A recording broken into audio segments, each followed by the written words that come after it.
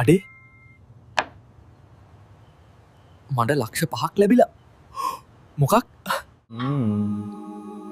මේක ගන්න නම් මේ ලින්ක් එකෙන් ගිහින් බැංකු විස්තර දෙන්නලු. දැම්ම පුරවන්න ඕන. කාඩ් නම්බර් එක ගැහුවා. හරි. ඔන්න දැන් සේරම හරි. මොකක්? ගිණුමෙන් රුපියල් 50000ක් කැපුණා.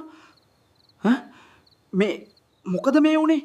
යෝ මගේ පඩියම ඉවරයි. මම අහුණා නේද? මේක රංගපෑමක් විතරයි. හැබැයි මේ දේම ඇත්තටම ඔයාටත් වෙන්න පුළුවන්. ඒ නිසා පරිස්සම් වෙන්න. කවදාවත් SMS හරහා එන ලින්ක් ඔබන්න එපා. බැංකුවෙන් කවදාවත් ඔහෙම ලින්ක් එවන්නේ නැහැ. ඔබේ OTP අංකය කාටවත් දෙන්න එපා. නිකන් ලැබෙන දේවල් පස්සේ ගිහින් අමාරුවේ වැටෙන්න එපා. මේ වගේ වංචාවලින් බේරෙන්න අදම අපිව සබ්ස්ක්‍රයිබ් කරන්න.